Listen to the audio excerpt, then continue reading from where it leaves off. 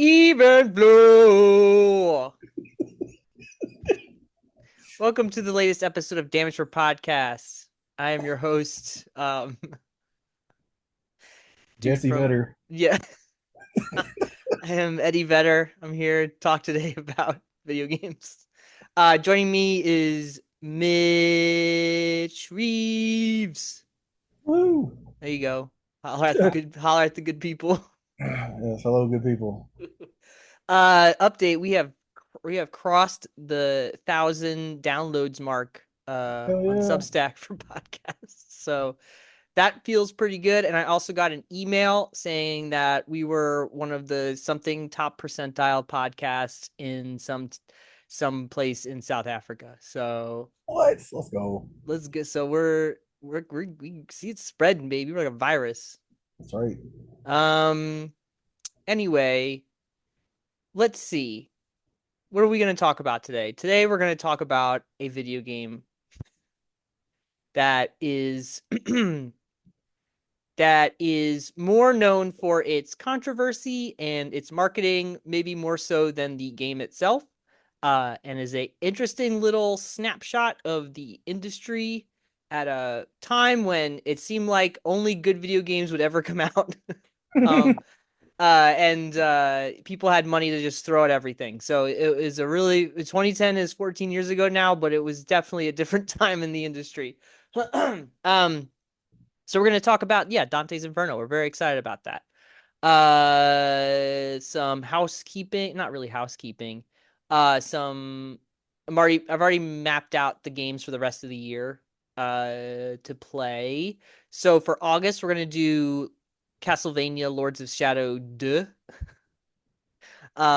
which should be an interesting companion piece to our most downloaded episode, which is the first Lord of Shadows game, which is a video game, and also came out in 2010, by the way.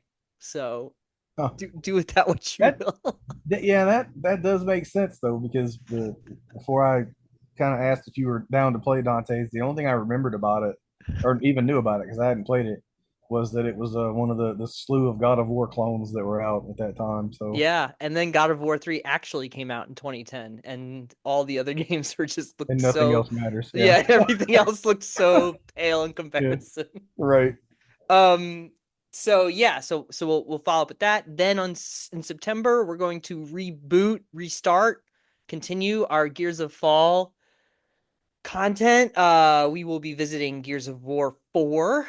Then in October, we will take a break and play Blair Witch, the game that came out by blanking on the developer on that one now, of course, but is a first-person game with a doggo, and I'm really excited to play it because Yeah. I have yet to play it.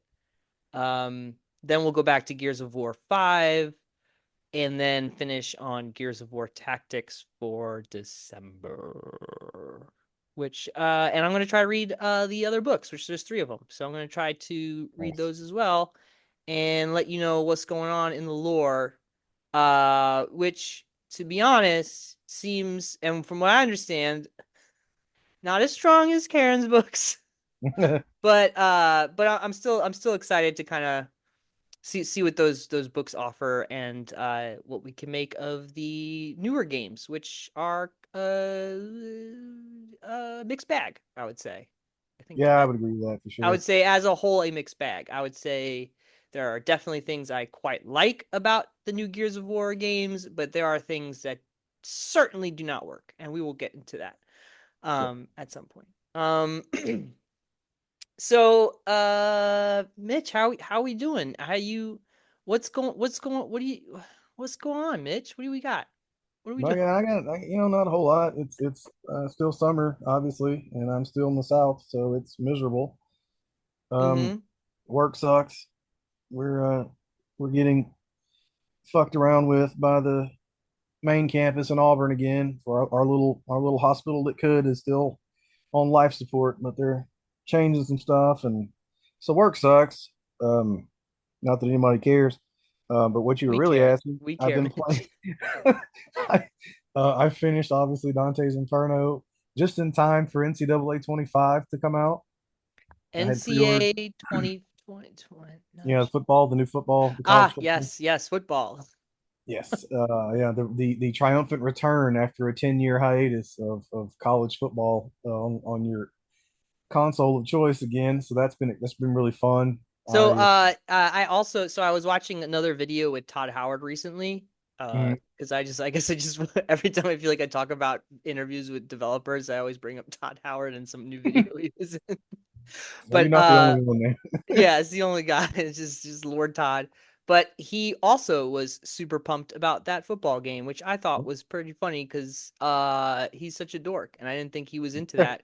But he mentioned that he was so excited for this game because it was such a long gap in between the last one and now, and he was really excited to see what that team developed for that property or whatever. So Yeah. I'm interested, I guess, to know like from you, um, is it like did you boot it up and you're like, yep, it's football, like kind of thing, or was it like, is there something about it that you feels other than like it's back? Like, is it what about it do you really like? I guess.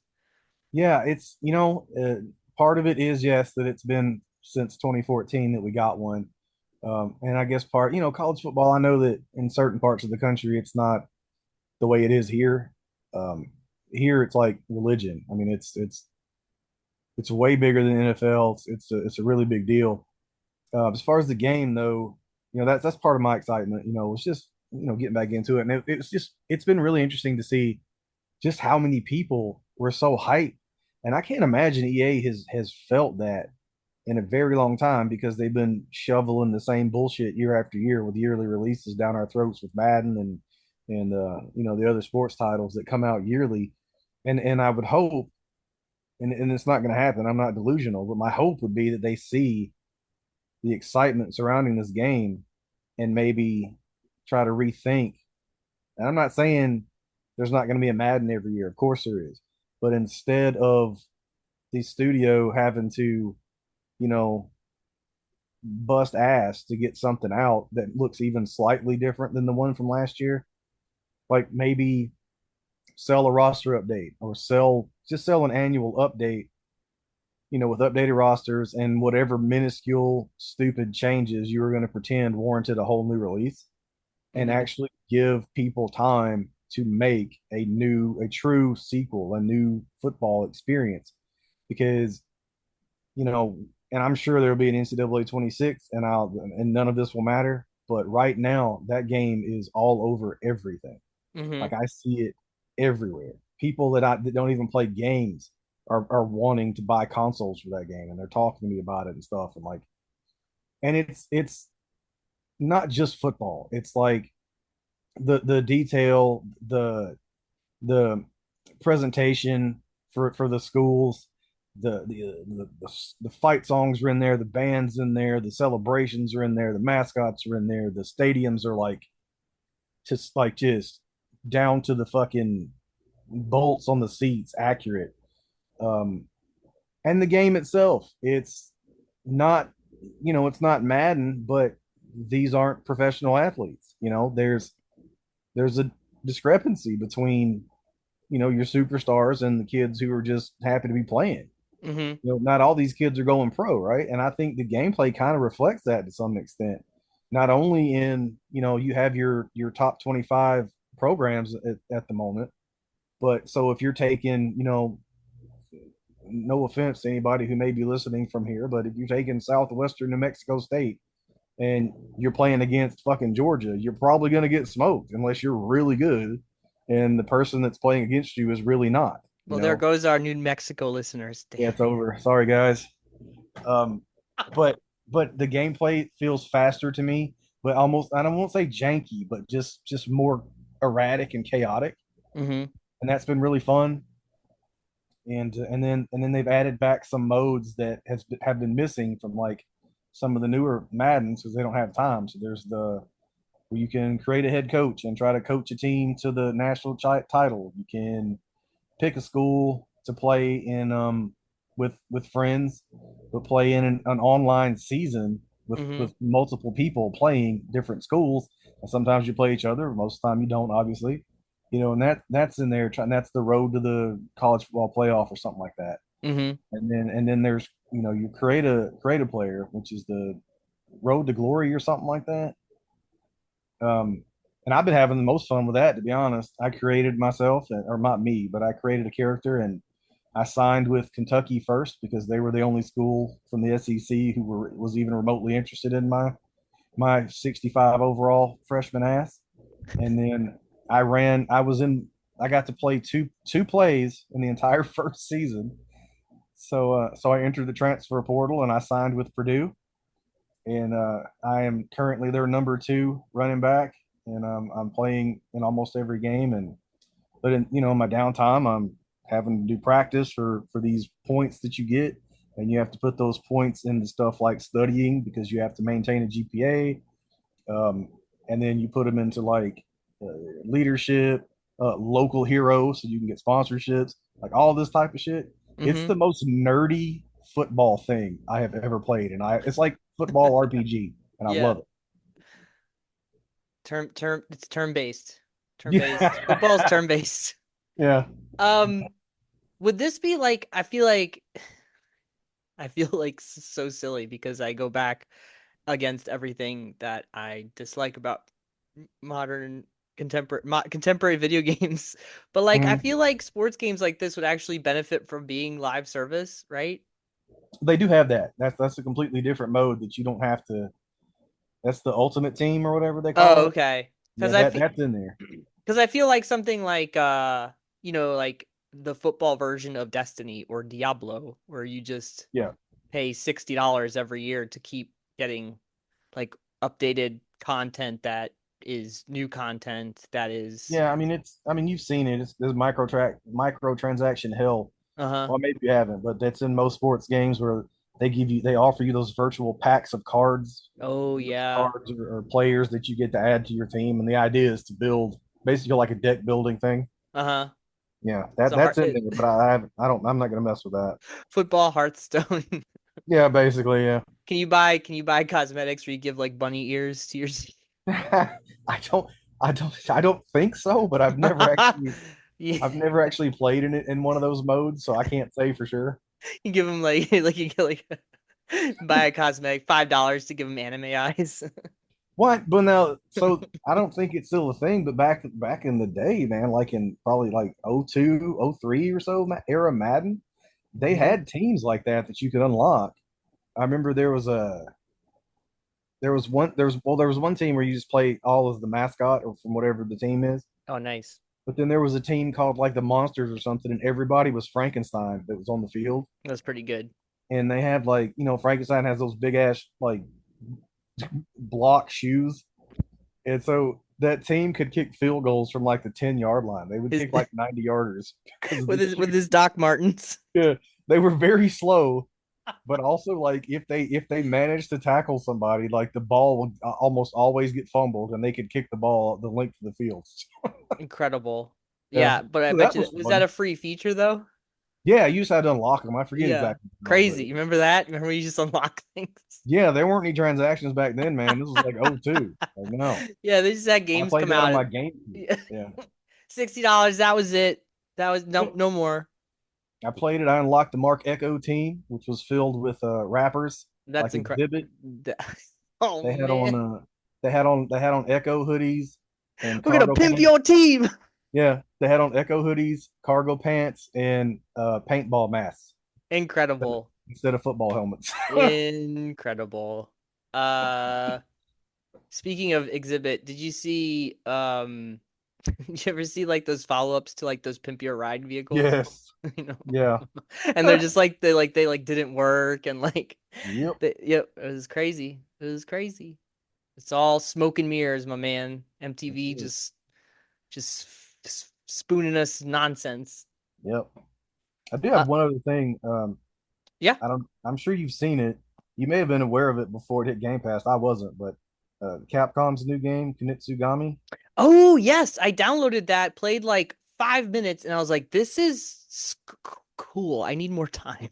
it's very cool. I was very confused. I've played it probably about 3 hours of it now. Uh-huh.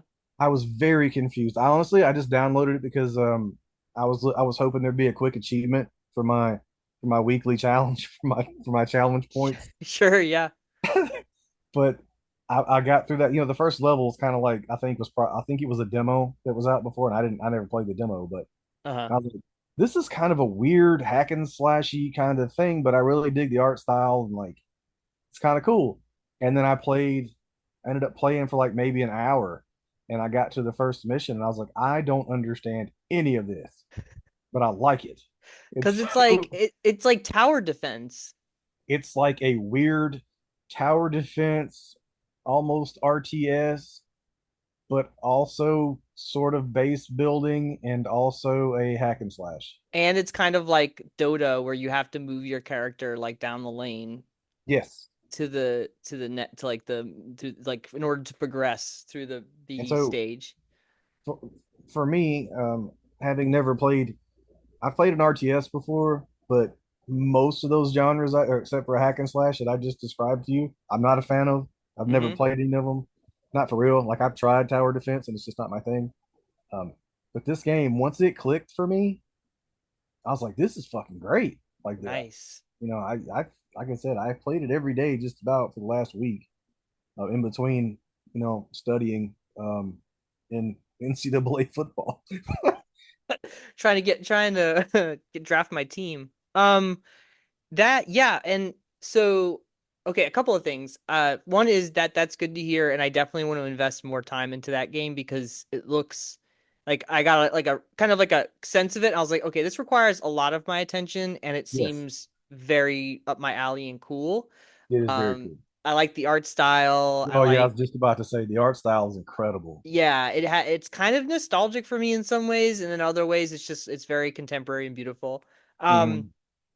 but it's like this little success story because Capcom dropped it. I mean, I guess some people knew it was coming out, but I mean, it wasn't like, I mean, it's Capcom. I mean, they're one of the biggest game publishers, and yet this kind of like snuck out, and then out video game outlets are like, this is kind of like a game that belongs in 2008, but it came out now and it works really Yes. well. Yep, that's So exactly it. To be honest, I downloaded it. I've done this with several things. I keep downloading games that the cover art reminds me of a Toji or a Togi, however you say that in yeah. the original. I keep wanting the new that, and I Hmm. haven't found it yet. But this is I'm glad I downloaded this because it's really good. Yeah, no, I'm glad you played that because it is sitting on my menu right now. And I'm excited to get into that when I'm less distracted with other Yeah. games. Yeah, that's awesome, dude. And it's good on Capcom for like kind of taking a seems like they took a chance on it a little bit Hmm. from what everything I've seen about it where uh it doesn't seem like a game that they were like, they didn't put Dante's Inferno marketing money behind this one. That's what I'm trying to say. So yeah, that's cool, and it's very original. I think it's its own new IP. I think I think I It don't certainly. don't quote me on that, but I'm pretty sure it's its own little weird thing. Um, so yeah, I mean, it's not Capcom definitely has a lot of rights to a lot of things that are properties that have been around for a while. So Yeah. pretty cool. Anything else? I don't know. That's basically all I've been up to. Wait, what about StarCraft? Did you ever play StarCraft? No, I played Warcraft 2, Oh, okay. That's a good one. but no, StarCraft was PC only. So Yeah, it is PC played only. I played Warcraft 2 on the PS1. Oh yeah, man. Those were the days when you could play Diablo on the PS1. Oh man, Yep, so good. yep. That's until 3. That's the only Diablo that I'd ever played. Good stuff, man. That was good stuff. Um, Apparently, Leatherface is outside. I don't know if that's coming through. I hope not. But oh, you got somebody sounded like mad at their wife or something. somebody just pulled up on either a four wheeler or a lawnmower, and now I hear a chainsaw going fucking nuts outside. So Nice. yeah, I mean, they have 25 more minutes, I think, before. When is noise protocol? When is that? What's your local laws on that thing? I think it's 8 o'clock we, here for us. yeah, we don't have that. You know, it's Alabama, son. You can be I loud also, as you want to. I live in a hamlet. I live in a town, like a town, like in the middle of the town. So This is there's a weird, town. What are you trying to yeah. say? There's like weird like noise laws and things that you can't No, I know. I know. and can't do. Like Not, the I, closest thing we have to that is the noise ordinance. You can't play your music real loud or whatever. But oh, okay. Yeah. there's no like time set to it. You can just don't do No more corn after 9 o'clock p.m. it. Um, so what have I been playing? Well, I've been playing way too much Diablo 4. Um, I don't have much more to say other than I'm happy with all the changes they have made to that game, and my seasonal necromancer is level 80, and I did the whole battle pass for this season. I had a really good time, and I'm excited for the new season, which is coming out next week, so I'll be playing more of that. I was really down on Diablo 4 when it first came out, but I think they turned it around and I'm really enjoying it, so good job, guys. We're making good Diablo again. So yeah, if you want to watch skeletons explode, highly recommend getting back into that or starting with the new season, because apparently they're bringing some new season changes to season 5 that are um even better quality of life. So very excited for that. The other thing that I've been playing that is a Game Pass game that I have taken quite the fondness to or the I'm fond of is the Dungeons of Hinterberg. Mhm. Um that game is just wonderful. So it's a small game made by a team in Austria, um and it's essentially like the conceit of the game is that you are this woman who's this like I don't know. She has her first like real job as a lawyer. She hates it. So she comes to this place called Hinterberg, and Hinterberg is this town, presumably somewhere in Austria, where they have dungeons have sprung up, and there's monsters that are in these dungeons, and people can solve these dungeons, and the town has made an economy off of these dungeons. It brings in tourists, people come in, they gear up, they go out, they fight the monsters, they get the loot, all that stuff. So it's a little meta and funny, and then it also has like this other story going on. It's all the art direction is done so it's like cell shaded, so it's very cartoony and cute. And the dungeons are super fun. You have these different you have like 4 or 5 areas to explore. The dungeons are rated, by difficulty, and you don't level up. Basically, you get better gear that makes your character withstand the harder dungeons. So you're always trying to get better loots or better gear so that you can do these harder dungeons. And the puzzles are great. At first, the puzzles were like really like on the starter dungeons. I was like, these puzzles are really easy. And I wouldn't say that they get incredibly complicated, but the dungeons get larger, and the puzzles get just more a little more elaborate and interesting. And each dungeon has its own sense of style, and I really love that. The combat is fine. It's better in the beginning, but they kind of do the thing where they weren't really able to make too many enemy varieties, so it's just the same enemies over and over again, and they just get more health and do more damage kind of thing. Right. So that kind of like I'm at the very tail end of it right now. I probably have another 25% of the game to finish. Like I did there's well less than that actually. So there's 20 dungeons. Sorry, there's 25 dungeons. I've done 20 of them. Mhm. Um, and the other cool thing is that it has this kind of like persona quality to the game where during the day you go and you fight in the dungeons, and then at night you get to explore the town, and like you get to spend your time with like a person that's in town, and like it levels up you level up your friendship with that person, and then it unlocks like perks for your character. Right. And every every person in the village has this something that's actually like super beneficial to your character, so it like behooves you to like talk to these people and try to get your friendship up with them. So you're spending time with like different characters, and there's like this aspect of it that is friend simulation or whatever you want to call it. Um, and you get quests from them, and it's fun. It gives it a lot of variety because you kind of look forward to getting done with the dungeon, so you can go hang out in town and see like people you want to talk to, as opposed to just getting ready for the next dungeon again or something like that. So there is Right. like a overall narrative about the town, and like the mayor is like trying to hide secrets in order to keep the money coming in and blah blah blah. And um, it's fine. That part's fine. But I find it quite charming. Like the dungeons, it kind of reminded me of like early Zelda-ish type stuff where you go into these dungeons, you're giving specific abilities for these different realms, and you need to use those in order to do the puzzles, and it's very rewarding and satisfying when you figure things out.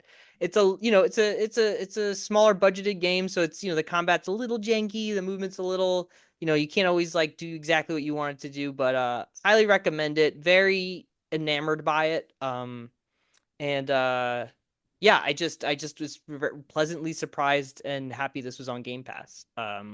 So give it a whirl because your Game Pass is going up next month, Yeah, right. people. Yeah. Which we knew that. We knew that was going to happen. If Mm-hmm. you didn't think that we were going to get Black Ops whatever the 25 on release day without them Right. changing the price of Game Pass, you just Right. you were, I don't know what planet you were living on. Exactly. But And bonus, we got big Modern Warfare 3 this week. that's right, I'm not playing it. I'm not playing it. I'll Yeah. play it, right? Because I played all the others, but gee, that last one was so bad. Well, let me know. I heard the campaign for Modern Warfare 3 is particularly bad. Mm-hmm. So let me know. I I will. I I made will it too, so I will play Black Ops when it comes out. Just to see yeah. how far those games have come, I guess, or not, or I don't It's know. We'll it see. seems that they're trying to at least put some new stuff into the next Black Ops. I saw the trailer or the reveal or whatever. And of course, it's the same thing when they like I hate to go back to Madden, but it's the same thing they do with Madden every year. But now there's this, and I'm like, yeah, is that really gonna make a difference? Like it's the same fucking things. Yeah, just I mean, listen, it obviously serves a market and it does well. Mhm. And I don't think it will ever be like that 2007 to 2010 run of Black Ops and Call of Duty games, but I'm curious to see what that looks like now, I guess. And I would say if you didn't play the Modern Warfare from I don't know 4 years ago or so, mhm. and the campaign for that was very good, very good. Like the first new Modern Warfare is what you're Yeah, saying. yeah. The Oh, first of okay. this new three that's out now. Mhm. Two is shit. It was garbage. Mhm. Um, and I've heard three is terrible, but the first that was actually pretty good. I really liked it. I got into the story. It was my favorite COD since Ghost. Ghost is my favorite COD. You Yeah, know, go yeah, and he's a good character. right? And um, Right? He's a yeah. character, right? Well, no, no, Ghost is a character, but I'm talking about Ghost plural, the one that's basically like Red Dawn. Oh, yes. Sorry. Yes, yes, yes. That's my favorite Call of Duty of all time. Got It, it. this is I think is that Modern Warfare, the new Modern Warfare was the first good one since that, Uh-huh. in my opinion. And again, I only play the campaign, so that's all. I'm just speaking to campaigns. I'm not talking about maps and multiplayer and all that bullshit.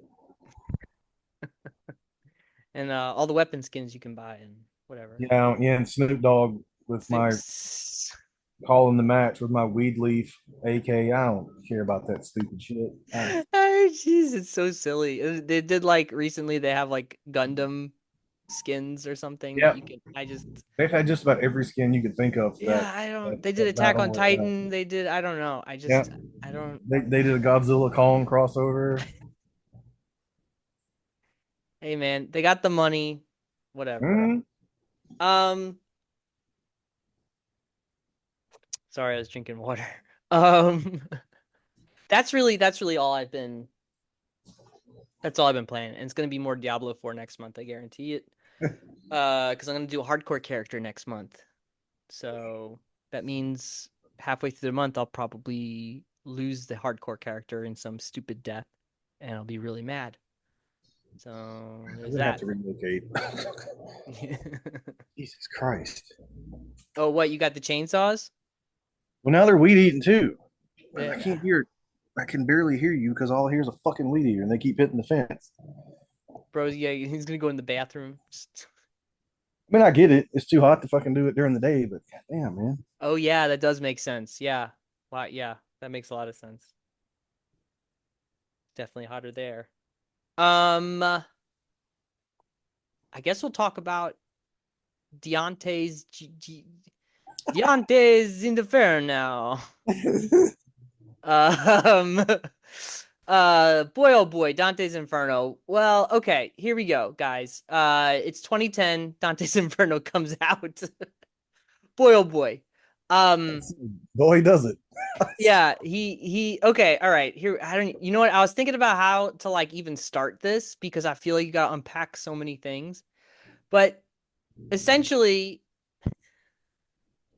essentially, um, they came up with the idea of doing a video game based around the poem by Dante Mm. Alighieri called called Inferno, Purgatory, and Paradise in the English. But also known in the colloquial as Dante's Inferno.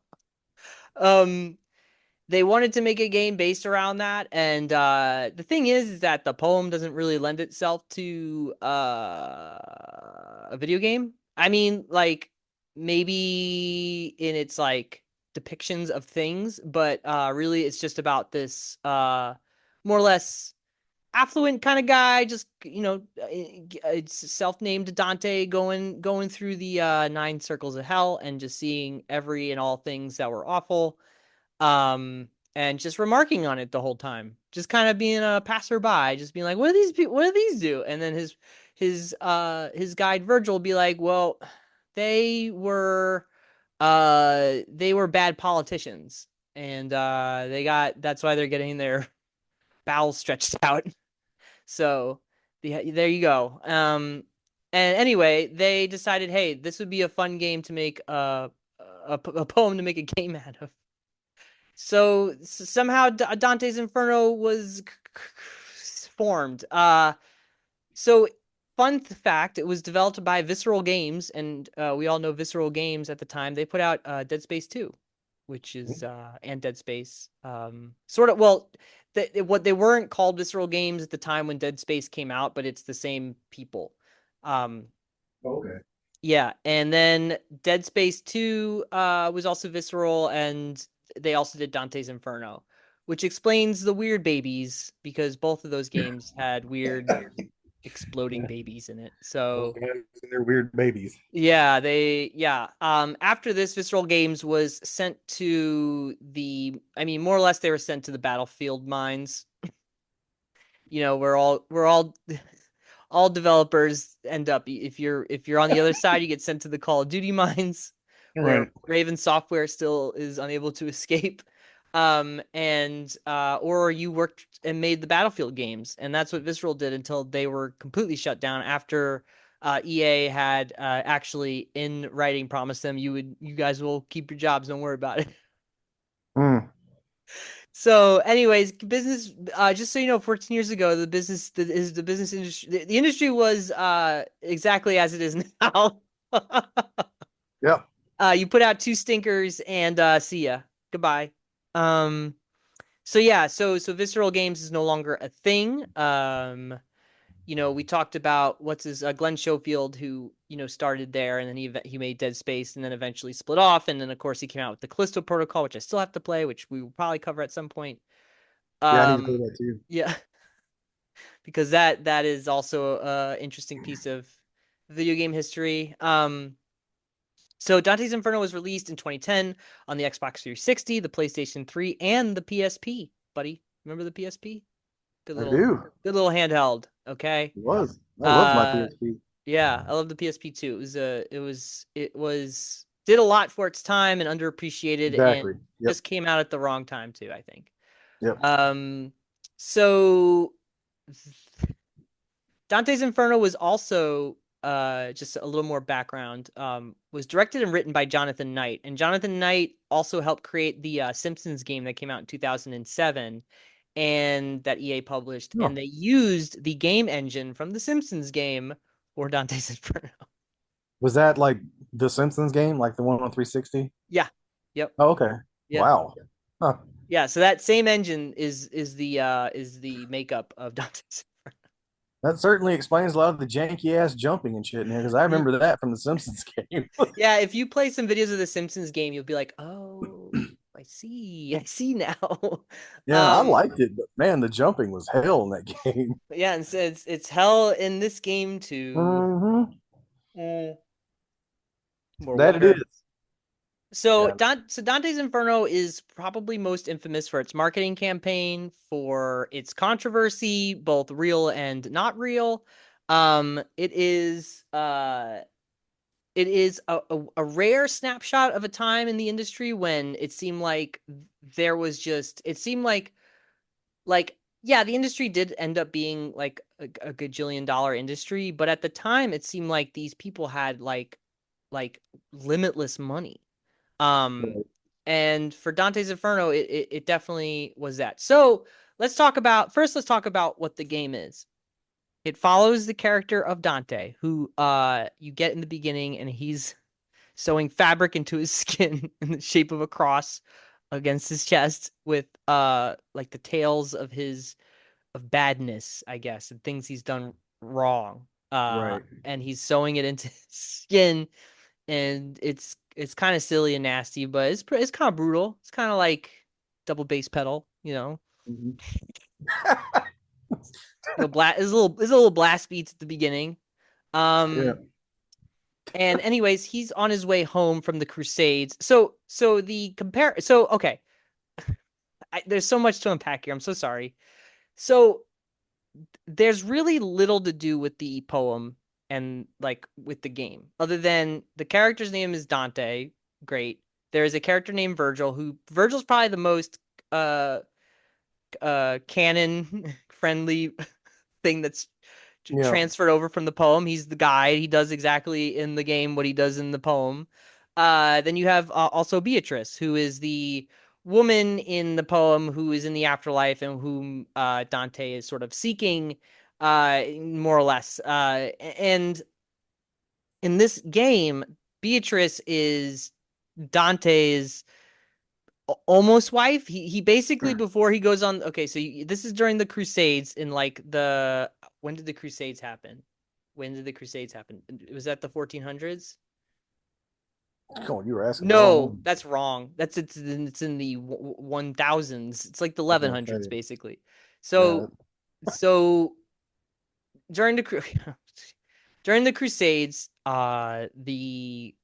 the Christians were marching against Jerusalem to take it back from the Muslims, essentially. And this war raged on for a really long time. Also, things have not changed anywhere.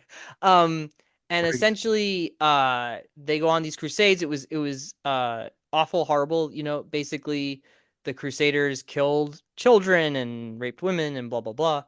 Um, and and also there was awful things happening the other side. But so Dante goes on this. He's going to go on the Crusades, but before he leaves, he says to Beatrice, "When I get back, we're going to get hitched." Well, he wants to get hitched now, and she's like, "No, you need. I don't want my husband to just die in the Crusades and never come back. You got to come back, and then we'll get hitched." But she's like, "But we could totally bang before you go," and he's like, "Cool." And they like make this union where they make this pact where they're like, I will be faithful to you, you will be faithful to me, and everything will be great. Guess what? Dante's not faithful, and he's coming back home, and it turns out Beatrice is been kidnapped by the devil, more or less. And then Yeah. the game is basically an 8 hour cuck story where he is essentially Yeah. whereas he's essentially chasing the Lucifer through hell, who's ensnared Beatrice, who's Beatrice seems totally fine, by the way. Like, and honestly, like at that point, like I don't know if you've been in this situation before in your love life, but when you see that happen, you just gotta know when to fold them. You just gotta be like, all right, she's with the Lucifer guy now. I gotta go, you know. But Yeah, something about Dante, I'm he really vaguely like, familiar. yeah, but Dante really likes watching them like just berate him. Yeah. So he goes, so you follow them to the nine rings of hell, and basically you just watch her just stay with this dude, and every time you Right. catch up with them, she's like, nah, Lucifer's way hotter than you, and you Well, not lied to just that, but me. like, but yeah, like Dante seems to still believe like either he didn't do these things or he's like, no, I didn't do that. And like they're gonna just believe that he didn't do it, even though he's in hell. Like every time he gets shown anything, he's like, "Why are you showing me this?" Yeah. It's like, "Bitch, you did it, motherfucker!" Like, Remember those kids you whoa. killed? Um, yeah. So my disconnect with this game. First of all, I would just say that I enjoy this game for what it is. I think it's a totally fine God of War clone. It's But yeah, it for me, like for this being my first time, knew nothing about it, mhm. and by the time that it got to Lust, I was like, "Oh, we're we're doing it. All right, like Yeah. this is not at all what I expected from a God of War clone. I guess that's on me, I suppose, at the end of the day. But I gotta say, for I would have kept going despite the jankiness and some of the frustrating parts because I was just honestly ready to see what the fuck they were going to do next.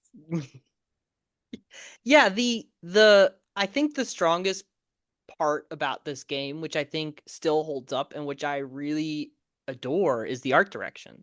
Mm-hmm. Some of the base enemies there's a lot of similar base enemies, and they kind of get boring, but the epic boss fights, Yeah. the level design, the setting, the backgrounds, the skyboxes, whatever, like Right. just really strong.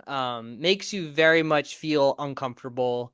There Yep. are disgusting enemies, just like what they thought of about the lust enemy, like that boss, like what they could do with Yeah. them is like, how did they put this in a game? It's Yes, like, it was. I was like, like it's really unsettling, and I think they did a really great job with that.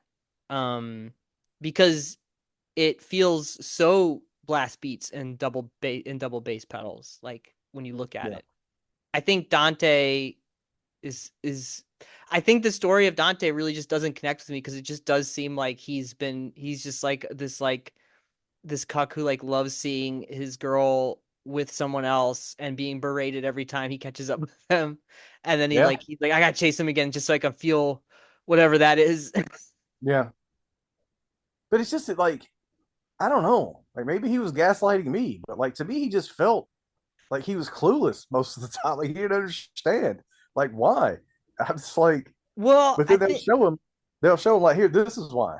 And then he's like, don't show, I don't want to see it. And I'm like, bitch, like, well what the happened? the way it's kind of revealed in the end, and spoilers for a 14-year-old game, is that like the way the game progresses, you think that he's like gone back home, and then he's like somehow managed to cross into hell and fight his way through it.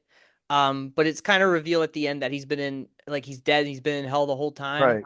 Right. And I think that is what like I think that's what makes for his like amnesia, like the amnesic, is that how you say it? Amnesic narrator, where they Mm-hmm. don't have a real good sense of like where they came from. And like that's the reason why, and that's why he has like all of his atrocities sewed onto his skin in a rich narrative tapestry. Right, right, And it zooms in on his chest or his body at different points to like highlight all the awful things he's done. right.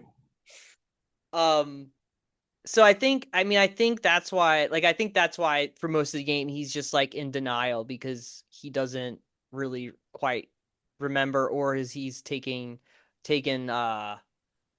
like account, like he been responsible for like everything that he's done, I guess, essentially. Right. um where was I going with that? Where are we going with that? Dante's Inferno coming out in 2010. Pick up your Yes. copy today. No, so so the game comes out. So basically, okay, so the gameplay wise, it's very much God of War clone to like the most like I don't know, like it's so obvious that it is, and yet It's blatant. Yeah. yeah, Yeah. everybody in the interviews is like, well, it was an inspiration. Which they did that with Lords of Shadow too, Yeah. where they're like, Yeah.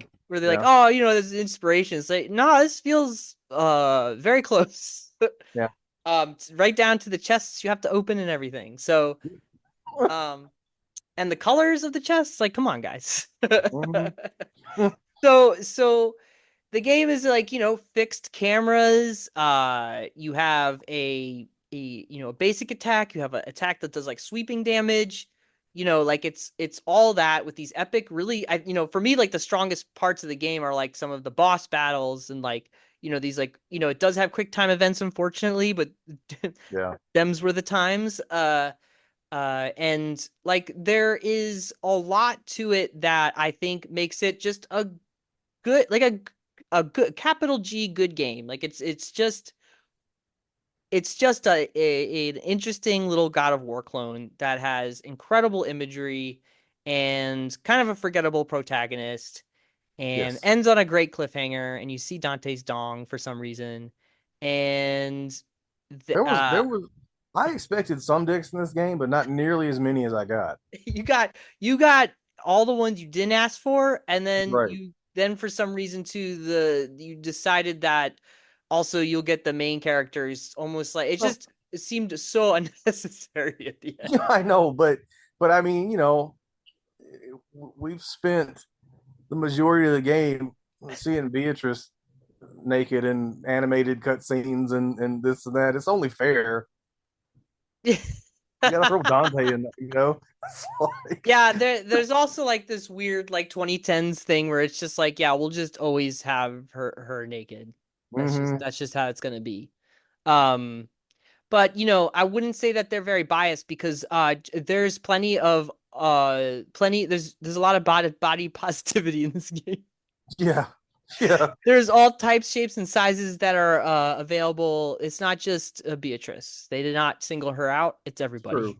So Yes, you could make the argument it's a little sexist, but I also would also point to the fat monster thing that throws like feces at you or yeah, so like you can have best of something for both. everybody, man. Yeah, that's right. Everybody's got their thing, and Dante's Inferno is here to answer it. Um, so what was the big hubbub about Dante's Inferno? Well, if you were alive at the time, you couldn't escape it. It was everywhere. Dante's Inferno had a Super Bowl ad that cost between 2.5 and $3 million, which is unheard of.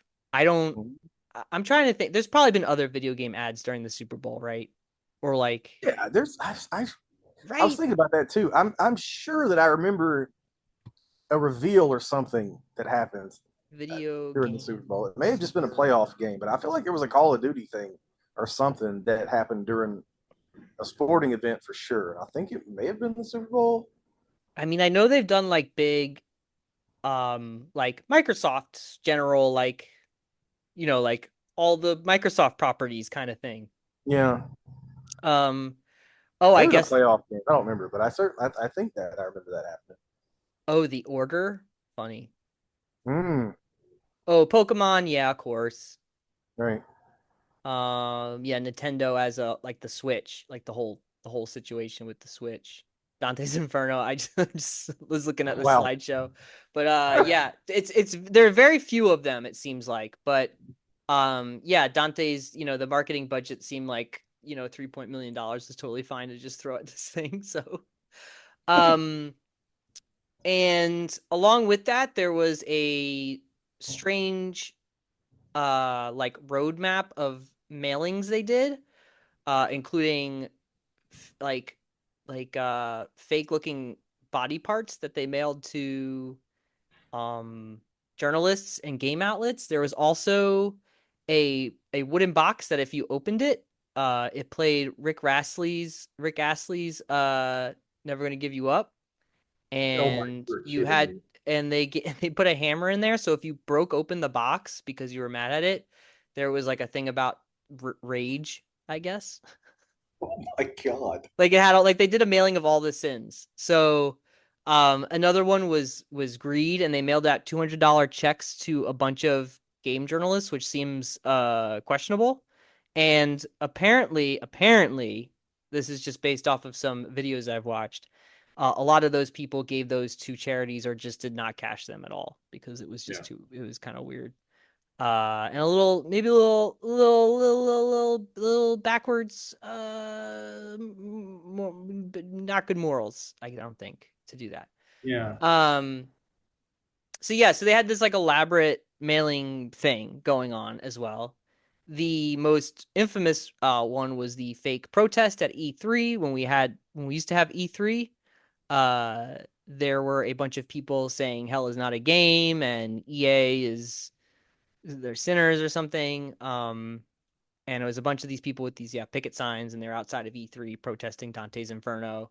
And then it came out that it was a marketing stunt and just seemed really stupid. Um, and they did a pre-order bonus with GameStop. If you pre-ordered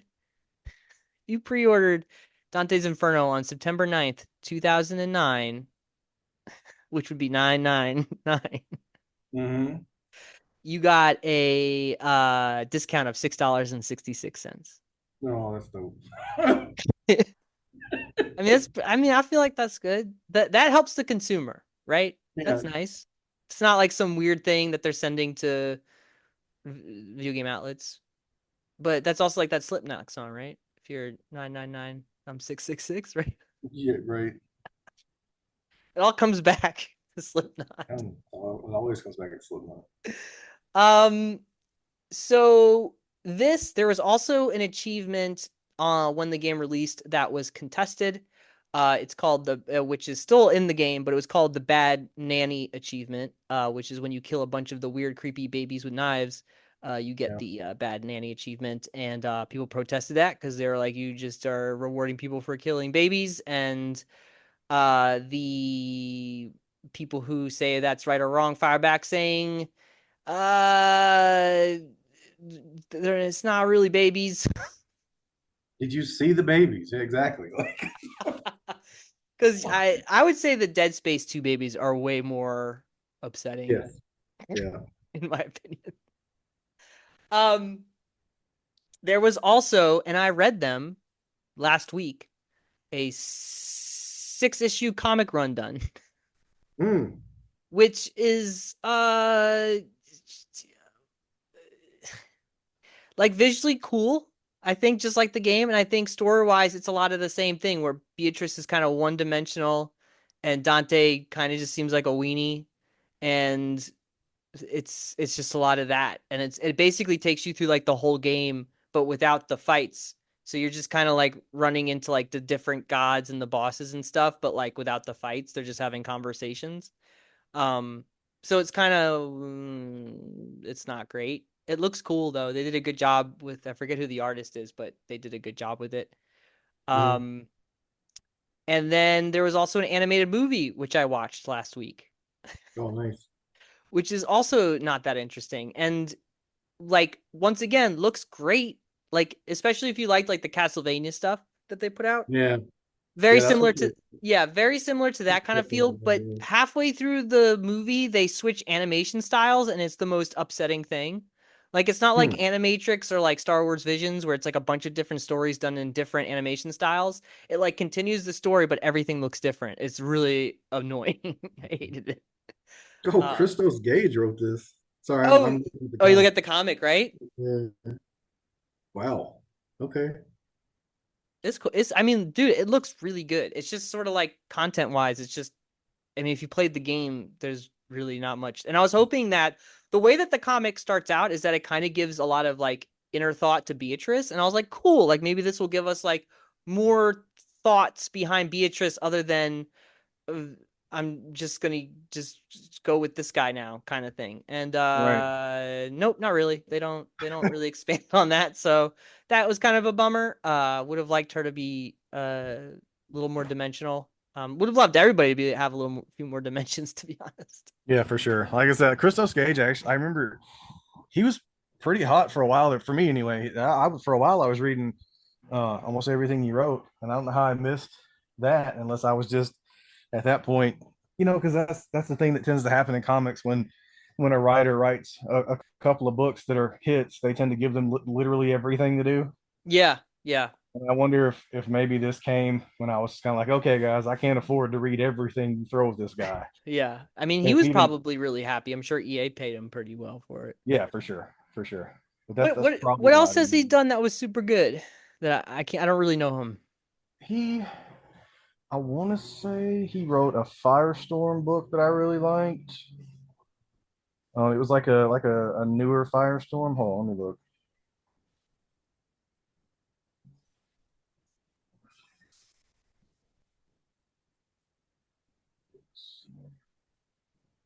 Oh, okay, yeah, he's still doing stuff. He did something for the Spider Geddon thing. All right. Boy, he's getting that Um, Marvel money. He's all right. you're right. Yeah. He did a Batman thing a couple of years ago. Let's see. I'm trying to get to the older stuff. What I would have been reading at the time. Yeah, he did a Deadshot. That Deadshot mini that was really yeah, that was Cool, really cool, good. cool. Um, he wrote some Superior Spider-Man. I really like Superior Spider-Man. Uh-huh. Um, Batman Beyond, the comic for Batman Beyond, which is really good. Nice. Yeah, I guess it had to have been. Yeah, I guess it had to have been the Superior Spider-Man stuff and the Nick's miniseries that came out of whatever that book. When Nick was like maybe Wolverine's daughter, maybe wasn't.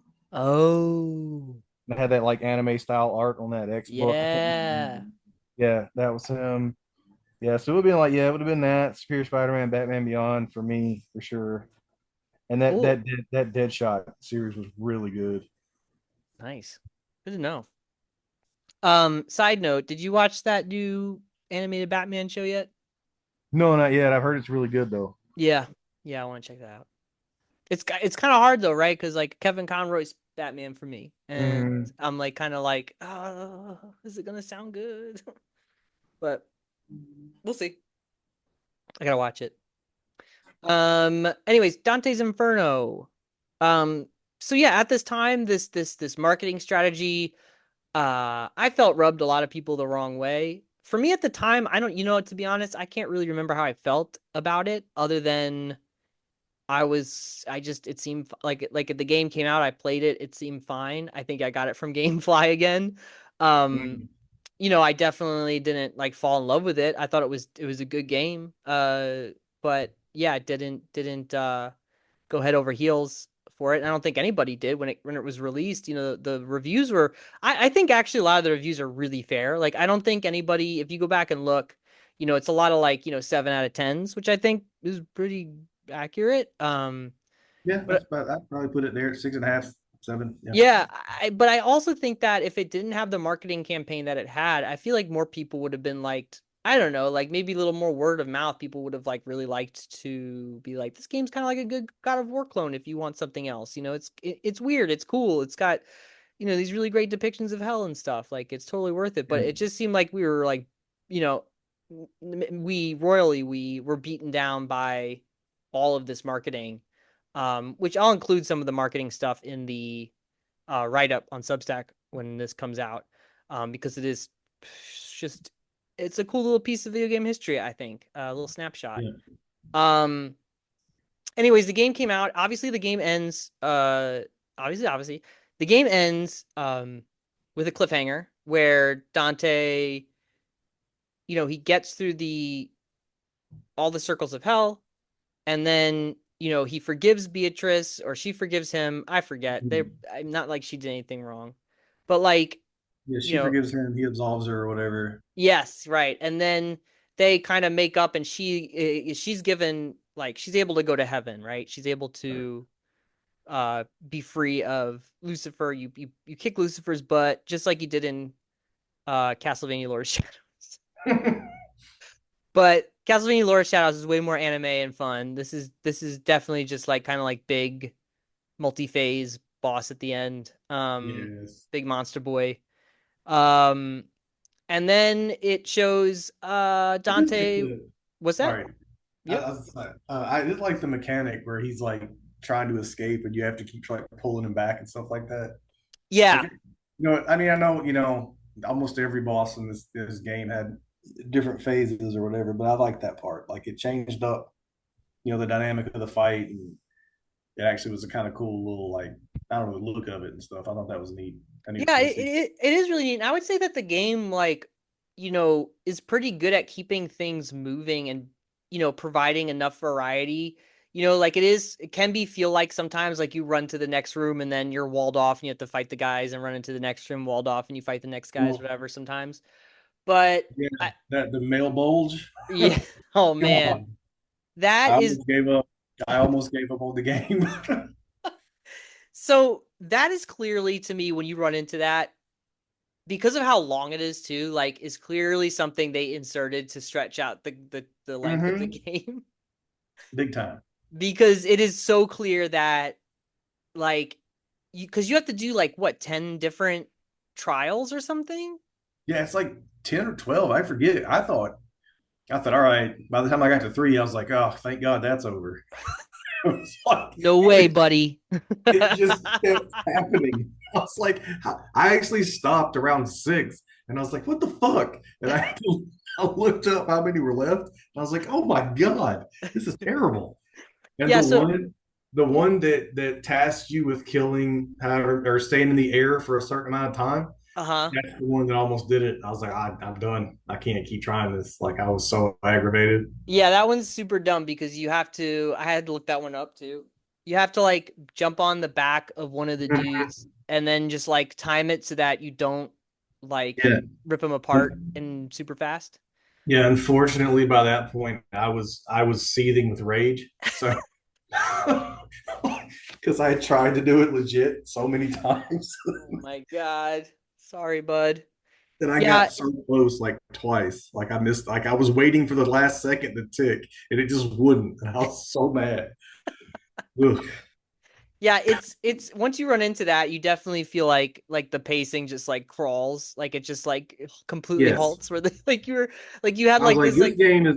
They were obviously out of ideas. This is clearly over, guys. Come on. Like, they easily added an extra hour to the game with that yep. business, which is not great because that whole part is just not interesting. It's not creative.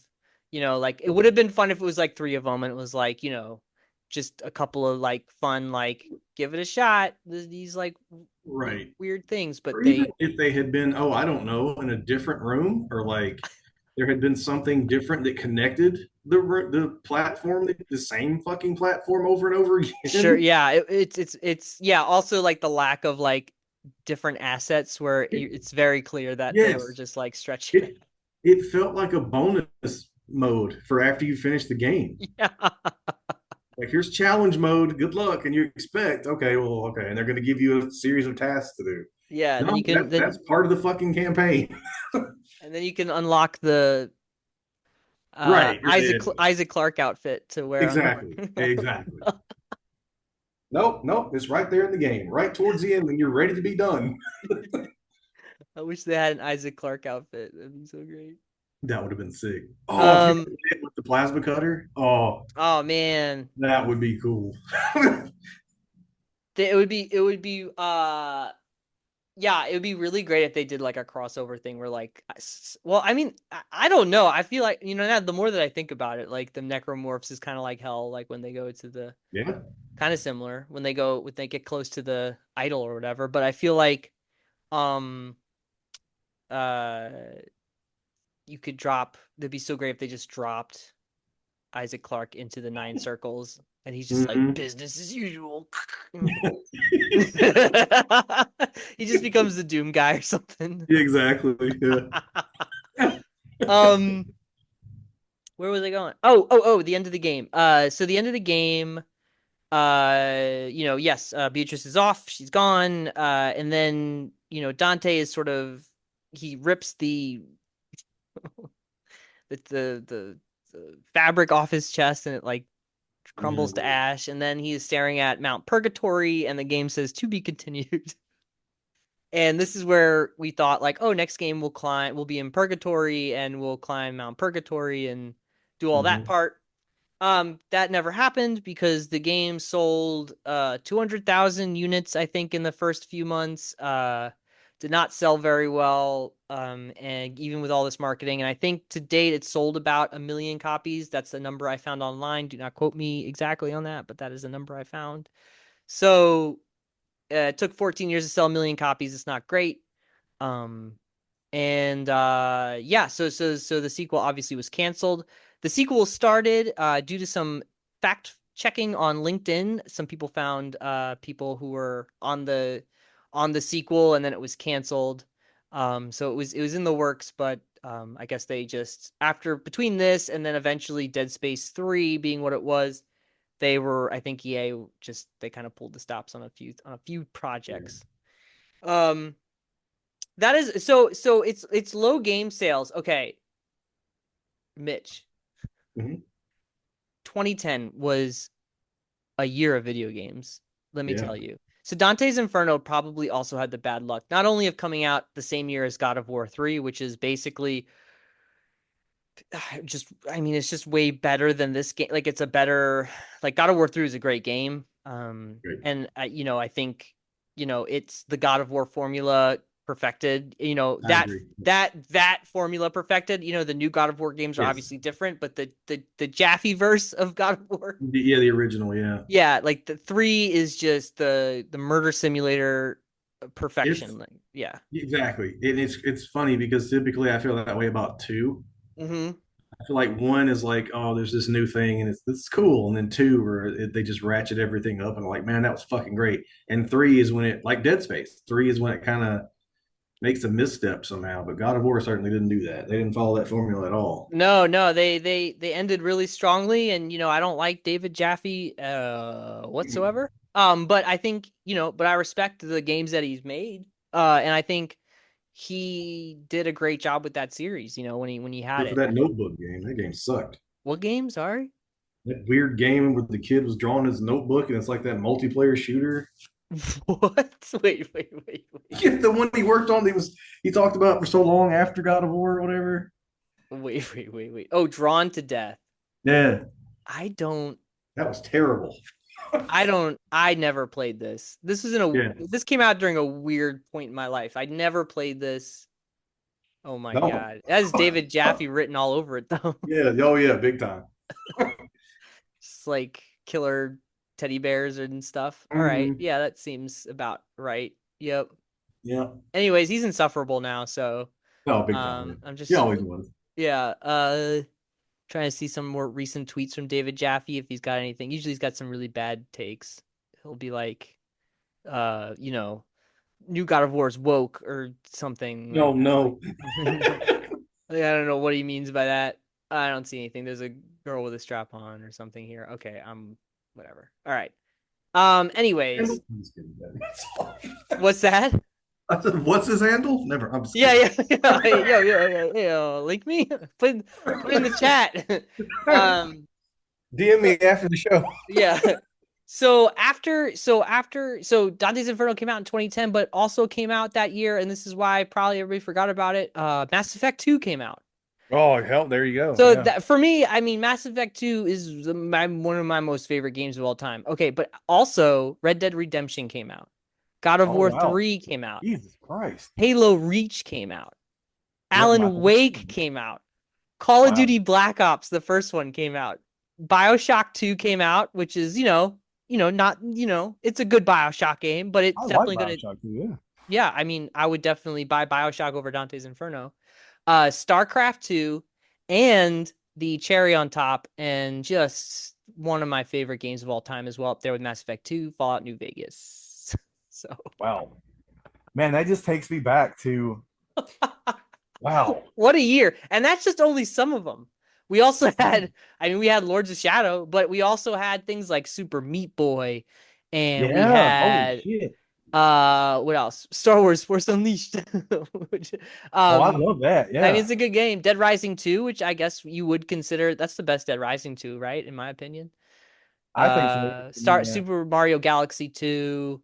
Assassin's Creed Brotherhood. Jeez, which wasn't your bag, but that not my definitely is thing. probably the original Assassin's Creed, one of the best ones.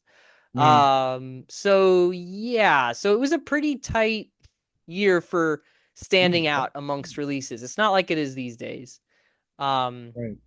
I mean, you're talking like looking at that list, like there is like I would buy that whole list I read off. I would buy all those games over Dante's Inferno. So that is Yeah. the reason why it made $200,000 that year, and I why think everybody else did too. yeah, and I rented it from GameFly. Like I didn't want to buy it. Right. Um, so yeah, that's also part of it. The industry was really strong and it didn't really have room for a game that was a lesser version than the best version of the thing that it's copying. Right. So yeah. Halo Boy, Reach. that is unfortunate for those guys. Halo Reach came out in 2010. Oh my God. Bruh, like it changed like that was like 343 Swan Song. Jeez. I not That's crazy. 343. Yikes. Bungie. That was Bungie's last Halo. Whoops. In my opinion, their best Halo too. Yeah, that's where I stand on that. Fight me, fight me. Um, Hey, come at me. I don't care. I don't think I think most people would be like, yeah, that's I think it's a fine take. I'm pretty sure you can even list ODST as your favorite one and nobody would care. Yes. I think yeah, depending on who you ask, it's between Reach, ODST, and three. Yeah. And Yeah. I could see the case for all of them. So Yeah, they're all very three for me. different, but I have replayed Reach the most and still enjoy it. I have Uh, two, yeah. I love that campaign. Um, so yeah, so Dante's Inferno, I think, it's kind of a strange little moment in time that was very loud with a lot of made up controversy, some real controversy, Mhm. uh over marketed, um, and I think that is was its I don't want to say it's downfall because I don't like I said, like maybe yeah, it didn't sell that well, but the game wasn't like bashed online, it wasn't, No, it I had several people when I mentioned that I was playing it for the first time. They're like, "Oh, that's a great game, dude. Mhm. I wish I could play it again for the first time." And I was like, "Really?" Well, I don't know about that, but when you brought it up, I was like, yeah, it's a good game. That's gonna be fun to play. Like, I, I mean, I'm glad I played it. I don't know that I'll ever play it again, but exactly, yeah, exactly. I think the only reason I played it again is because we were gonna talk about it, right, right. and I think it's worth talking about. Like like more, like I said, less about the game itself and more about everything around it. Oh Um, yeah, for sure. I mean, listen, I everybody knows me and my DC stuff, but for better or worse, man, people still talk about fucking Leto Joker. So there's something there. At least people still are talking about him. yeah, Not in a good way, but oh my God, talk about fucked up marketing. I yeah. don't even think that was marketing.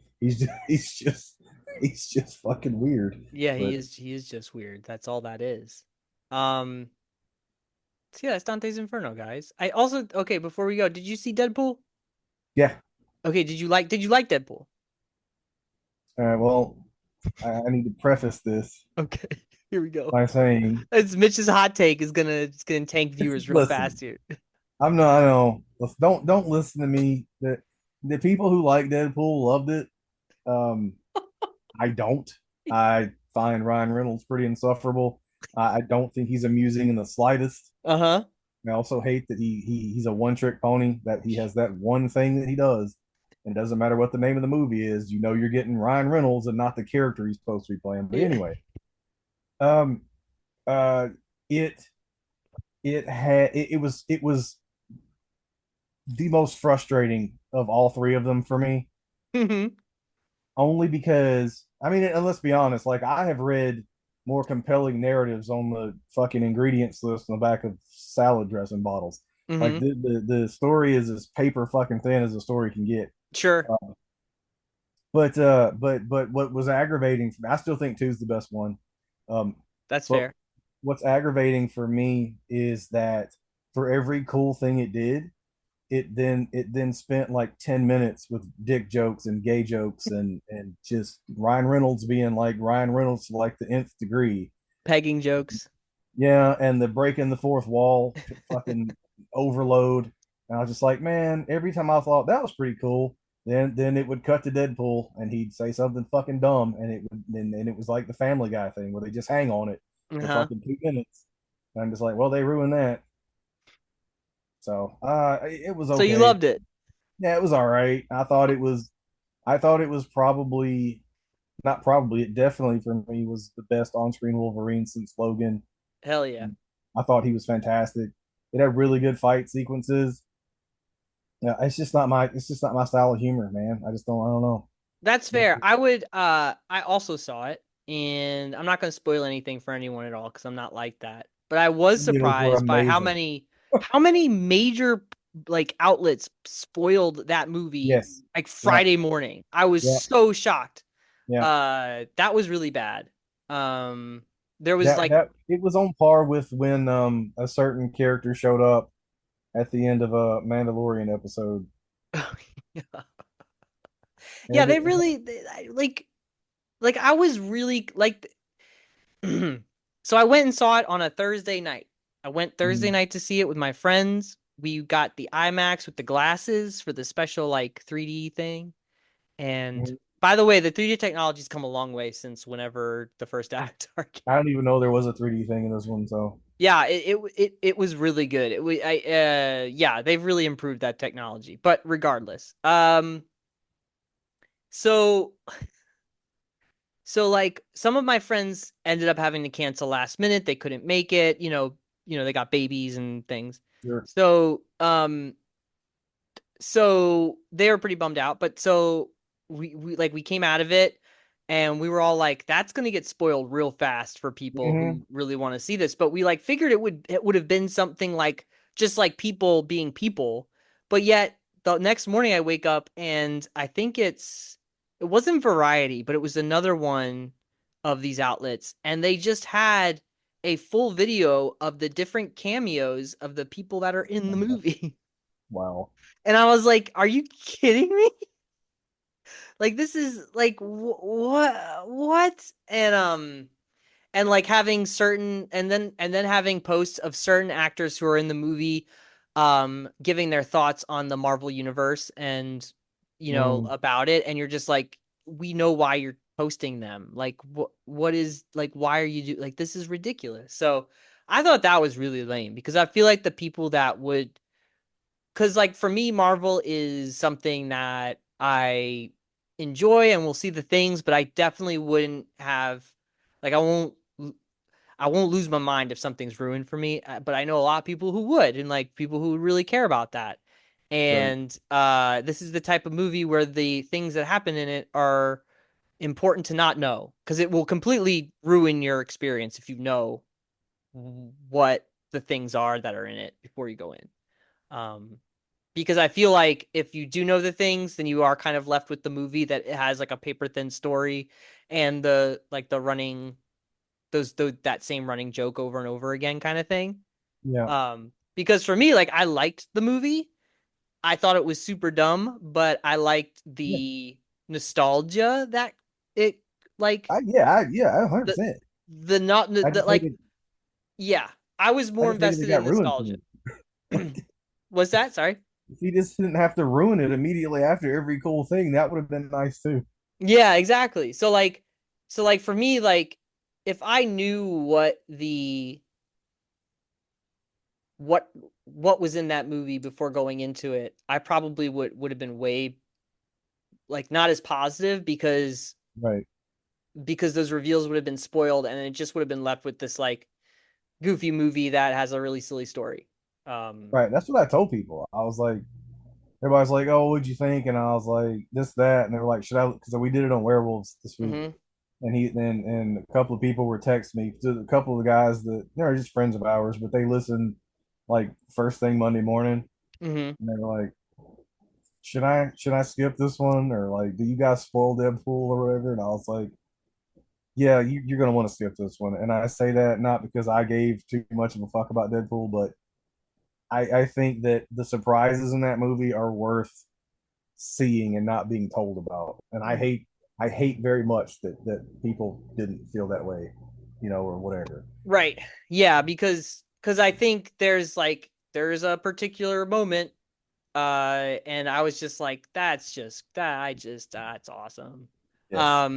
And I think yeah, I think it was worth it for that moment, going with my friends and paying overpriced IMAX tickets and everything. But Right. um, I don't anyways, how do we get here? Deadpool movie. Well, you just asked if I'd seen it, so I was Yeah, we got yeah, I was we're like, wrapping up. yeah, we're wrapping up. Anyways, go see Deadpool now. I won't ruin it for you, and I hope nobody else did either if you wanted to see it. And you have like a busy life because you have children and demanding jobs and things, and you can't just Yeah, go on a Thursday night at you're seven right. o'clock. You're right. Uh, but also it made all the money, so Yeah. it's crazy. So yeah, I think that's it. Any other final thoughts on DI? No, not no, other than the fact, like I said, I'm not upset that I played it. I'm glad I played it. It was fun to talk about it with you. Yeah, boy. I'm looking forward to the write up because I remember some of the marketing stuff, but I don't know that I knew about all of it. So I'm interested to kind of look more into that. And I think I own the movie on DVD, but I've never watched it, so I'm probably going to do that. Oof. Yeah, well, yeah. It's yeah. I mean, you I should think it's one watch of it. those things like it was at Hastings for like $6, and I was like, I own that game, and so I just bought it and I never watched it. I mean, the animation's great. I love the animation. I love that sort of anime-esque animation Mm, style that, yeah, Castlevania did really well. yeah. Um, so yeah, I'm there for that. And then Dante's Inferno is not written by Warren Ellis though. that is very true. That is very true. Um, so yeah, I'll also post a video that I thought was pretty good. There's a couple of like really long videos about Dante's Inferno, but there's this really good one by this dude who does these like what happened to such and such video game. Oh yeah, what the hell happened or whatever. Yeah, and he did one for Dante's Inferno, and I think it's a really Yeah, good summation of what we all talked about here with visuals. So it's oh, probably sweet. actually just watch that instead of listen to this, maybe. Yeah, I I may don't do that as soon as we're done. know. Actually, Yeah, it's good, man. It gives a lot of context, and it's really fun to see more of the visuals of the marketing stuff. So yeah. check that out. I will also post that, like I said. And that is it. So next month we will talk about LOS 2. Got to Uh pump those numbers back up after this one. yeah. This is our we're just a Castlevania podcast now. After that we're gonna talk about Symphony of the Okay with it. Night. I know me. I could talk to you for hours about part four. Oh, wait, part four? Part what? Yeah, yeah, Super Castlevania 4. That's my favorite game of all Oh, time. gotcha. Yeah. Yeah. Sure. Yeah, we I could we can no could death run it. I did again just recently to see if I still had it. you got it. I still got it. It'd be really nice if like Limited Run put out like a Castlevania collection on Switch. Yeah, they did. Did they? Oh my God, dude. Yeah, So late to this Limited Run game. they did that, and they did the Game Boy Advance collection too with all the Game Boy Oh, Castlevania. those are like the best ones. Yeah, I know. I never played any of those. I have the Oh, disc on PS4, but I man. haven't played it yet. All right. Well, that's what I get.